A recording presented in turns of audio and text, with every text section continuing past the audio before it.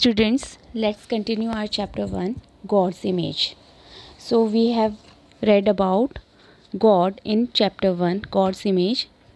There are two men, Arab and Englishman, and they live together in a tent. वो एक tent में रहते हैं और आपस में दोस्त बन जाते हैं. जो अरब होता है वो होता है अली जंग और जो इंग्लिशमैन होता है उसका नाम होता है जॉन. वो दोनों आप साथ में रहते हैं और एक दिन जब अरब प्रे कर रहा होता है गॉड से तो इंग्लिशमैन बोलता है कि आप किससे प्रे कर रहे हो. तो अरब बोलता है कि मैं गॉड से प्रे कर रहा हूँ. इंग्लिशमैन पूछता है कि whether he had ever touched or spoken to God, क्या उसने गॉड को टच किया है या उससे बात की है. The Arab kept on praying silently and did not reply to his question. So next page. The next morning there were footprints of a camel outside their tent. Next morning जब वो उठते हैं अपनी नींद से जागते हैं तो वो देखते हैं कि टेंट के बाहर कैमल के फुटप्रिंट्स होते हैं. The Englishman pointing to them told the Arab that a camel had passed that way now. It was Arab's turn and he asked whether he had seen, touched or heard the camel.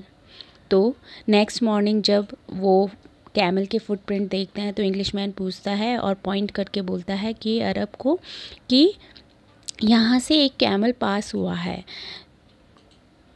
तो अरब बोलता है कि अब अरब question करता है कि क्या तुमने जो कैमल है जो यहाँ से गुज़रा है जो यहाँ से निकला है उसको क्या टच किया है या उसको सुना है.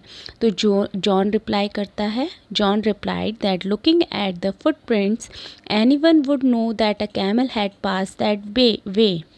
तो जो इंग्लिशमैन होता है जो जॉन होता है वो बोलता है कि जो फुटप्रिंट्स हैं उनको देखकर कोई भी इंसान बता सकता है कि यहाँ पर इस रास्ते से कैमल गया है. Just then the sun rose with its bright rays. थोड़ी देर बाद में जो सूरज है वो अपनी तेज़ रोशनी के साथ उग जाता है निकल जाता है. The Arab pointed to the brightness of the rising sun and said that the rays of the sun were the footprints of God to whom he prayed. तो जो क्वेश्चन उसने इंग्लिशमैन ने पहले पूछा था अरब से कि क्या तुमने गॉड को टच किया है या उन्हें महसूस किया है या उन्हें सुना है, तो उसका आंसर वो अब देता है कि जो अरब है वो सन की तरफ पॉइंट करके जो सन की ब्राइटनेस है उसकी तरफ पॉइंट करके बोलता है कि जो सन रेज है वो गॉड के फुटप्रिंट्स हैं जिनसे वो प्रेयर कर रहा था. तो गॉड को वो प्रेयर कर रहा था तो गॉड के फुटप्रिंट्स किसे बताया है अरब ने. जो सन की रेज थी जो सन की ब्राइटनेस थी उसको फुटप्रिंट बताया गॉड के पद चिन्ह बताए. Like John, there are people in this world who do not believe in God because they have not seen, heard or touched him. John की तरह ही संसार में और दूसरे लोग भी हैं जो गॉड में बिलीव नहीं करते हैं क्योंकि उन्होंने ना ही तो गॉड को सुना है ना ही देखा है ना ही टच किया है. डू वी सी और टच एयर. क्या हम एयर को टच कर सकते हैं या देख सकते हैं. तो हमारा आंसर होगा no. But we know there it is there since it is necessary for our life. लेकिन हम ये जानते हैं कि एयर प्रेजेंट है क्योंकि वो हमारी लाइफ के लिए इम्पॉर्टेंट है. We do not see electricity yet we believe that the electric current passes through the wires to produce light. जैसा कि हम इलेक्ट्रिसिटी को भी नहीं देख सकते हैं लेकिन हम विश्वास करते हैं कि जो वायर्स के थ्रू इलेक्ट्रिक करंट पास होता है वो लाइट प्रोड्यूस करने के लिए हेल्पफुल होता है.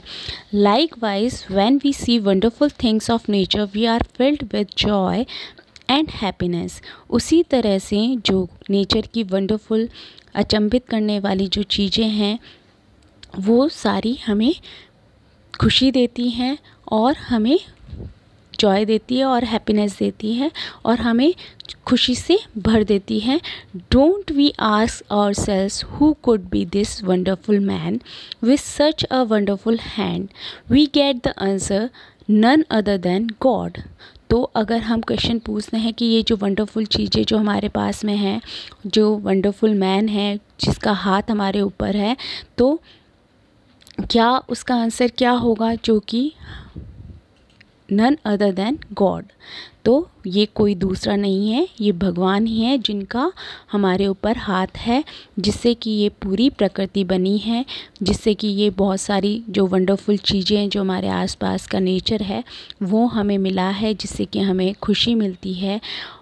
God certainly exist because we exist, और हम एग्जिस्ट करते हैं तो इसका मतलब गॉड भी एग्जिस्ट करते हैं। We are created by him, और हम उन्हीं के द्वारा क्रिएट किए गए हैं, उन्हीं के द्वारा बनाए गए हैं। See how beautifully the following lines express God's image. तो यहाँ पर देखिए गॉड को की इमेज को एक्सप्रेस करने के लिए कुछ लाइन्स लिखी हुई हैं। Sun and moon and earth and sky, all that walk and swim and fly. जो सन है, मून है, अर्थ है, स्काई है, जो भी चीज़ें वॉक करती है, स्विम करती है, फ्लाई करती है, ends and elephants great and small point two God the maker of them all. तो ये जो है एंड्स हैं, एलिफेंट्स हैं, छोटी बड़ी चीज़ जो भी हैं वो सब क्या पॉइंट करती हैं कि इन सब का मेकर कौन है, गॉड है।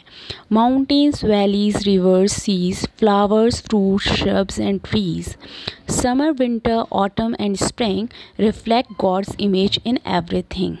जो भी माउंटेन्स हैं, वैलीज़ हैं, रिवर्स हैं, सीज़ हैं, फ्लावर्स हैं, फ्रूट्स हैं, श्रब्स हैं, ट्रीज़ हैं, और जितने भी सीजन्स हैं जैसे समर, विंटर, ऑटम, स्प्रिंग, ये सब ये रिफ्लेक्ट करते हैं कि सभी चीज़ों के अंदर गॉड की परछाई नज़र आती हैं। ये जो प्रकृति की जितनी भी चीज़ें बनी हुई हैं वो गॉड की इमेज को रिफ्लेक्ट करती हैं, गॉड की इमेज को शो करती हैं। तो ये हमारा चैप्टर कंप्लीट हो गया है।